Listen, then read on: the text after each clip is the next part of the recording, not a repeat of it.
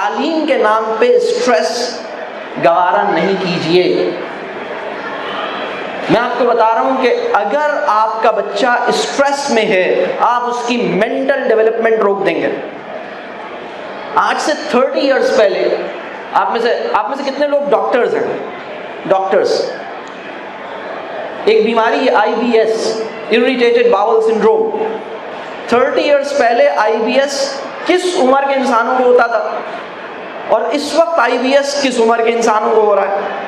آپ حیران ہوں گے کہ وہ بیماریاں جو پہلے 40 سال سے کم عمر کے انسانوں میں مشکل سے دیکھی گئی تھیں، اس وقت 11 سال اور 12 سال اور 8 سال اور 14 سال کے بچے اس میں مبتلا ہیں۔ آج سے 40 سال پہلے اسٹریس کا مسئلہ یا ڈپریشن کا مسئلہ یا انزائٹی کا مسئلہ آپ نے بچوں کے ساتھ نہیں سنا تھا۔ میں آپ کو بتاؤں، ہم جب چھوٹے تھے ہمارے زمانے میں تعلیم اتنی اسٹریسفل نہیں تھی۔ اگر ہوم ورک نہیں کیا تو کیا ہوا؟ اگر ہوم ورک نہیں کیا تو کیا ہوا؟ اس کے نتیجے میں رات کو نیند نہیں اڑ جاتی تھی۔ اگر نمبر کم آئے ہیں تو کیا ہوا؟ اس کے نتیجے میں پوری دنیا مجھے خودکشی پہ مجبور کرنے کی کوشش نہیں کرتی تھی۔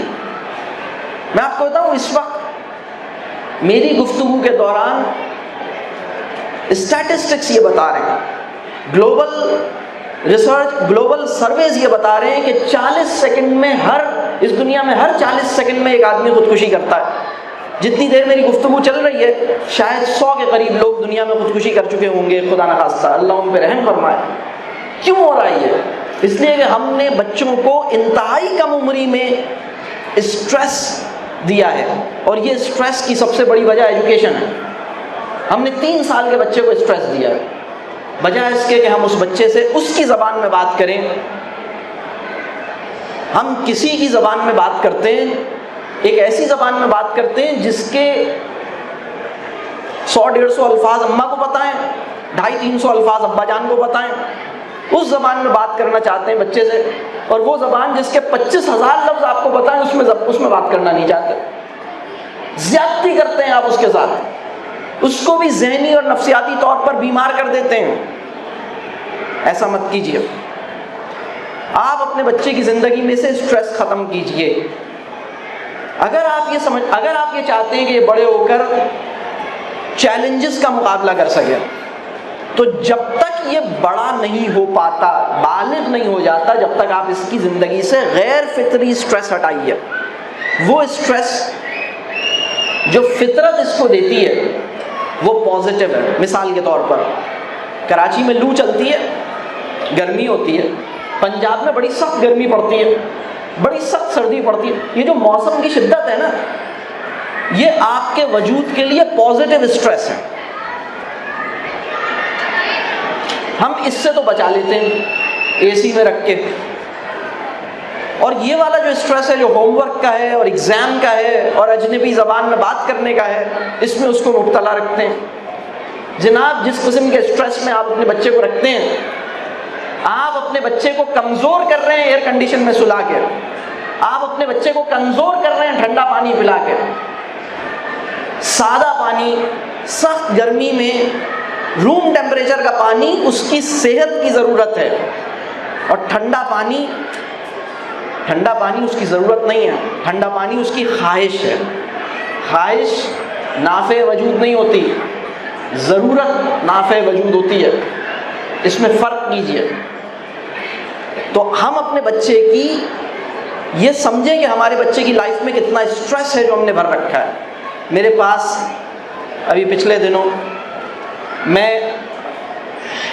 اپنی زندگی میں کئی 100 ایسے بچوں سے ملا ہوں کہ اگر میری ملاقات ان سے 1 گھنٹہ دیر سے ہوتی تو شاید وہ خودکشی کر چکے ہوتے۔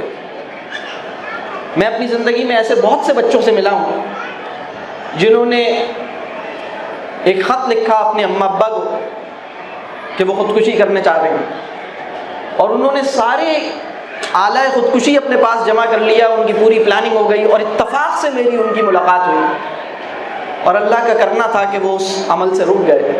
اور اس کی وجہ کیا تھی؟ اس کی وجہ ہے ایگزام کا اسٹریس۔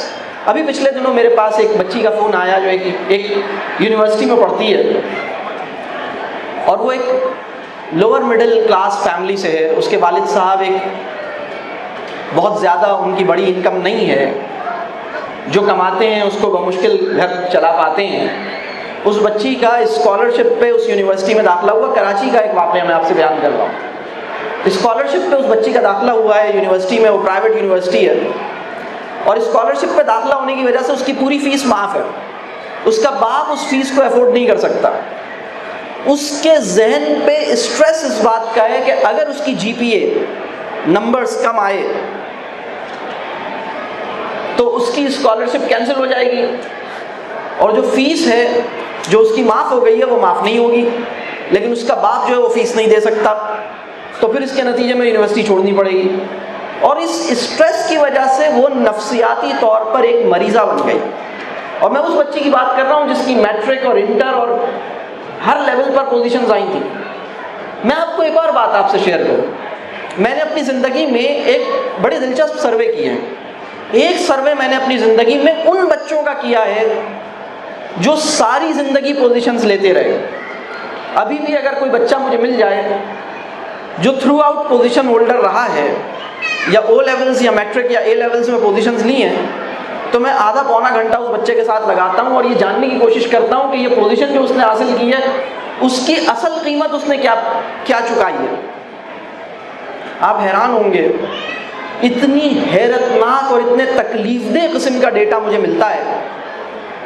بڑی تعداد میں بچے یہ بتاتے ہیں، میں ان بچوں کی بات کر رہا ہوں جنہوں نے پوزیشنز لی ہیں۔ میں نے ان سے پوچھا کہ اگر تمہاری پوزیشن نہیں آتی تو تم کیا کرتے؟ بعض بچوں نے مجھے بتایا کہ شاید میں خودکشی کر لیتا، بعض بچوں نے کہا کہ شاید میں گھر چھوڑ کے چلا جاتا۔ میں آپ کو بتاؤں، ٹین ایج کے اندر اچھے نمبر لانے کے لیے آج کا بچہ اپنی نیند قربان کرتا ہے۔ میری جو اسسمنٹ ہے، یہ میرا بچوں کے اوپر کیا جانے والا سروے ہے، جس سے مجھے یہ بات پتہ لگی کہ وہ بچے جو اس وقت 13 سال سے بڑے ہیں اور 16-17 سال کی عمر میں ہیں، اور بورڈ ایگزامز کا پریشر ان کے اوپر ہے، انہوں نے رات کو جاگنا شروع کر دیا ہے، اور اسٹریس کی وجہ سے جب ان سے پڑھائی ہوتی نہیں ہے تو وہ کوئی اسکرین کھول کے بیٹھ جاتے ہیں۔ میں آپ کو بتاؤں، وہ بچہ جو اسکرین ایڈکٹ ہے اس کو بھی یہ پتا ہے کہ اسکرین ایڈکشن اچھی بات نہیں ہے، لیکن اس کے اوپر اسٹریس ہے، وہ اسکیپ ڈھونڈتا ہے اسکرین کے اندر۔ آپ اسٹریس اس کا ختم کیجئے، بچوں پہ سے اسٹریس ختم کیجئے اگر آپ ان کو ہولسٹک ہیلتھ دینا چاہتے ہیں۔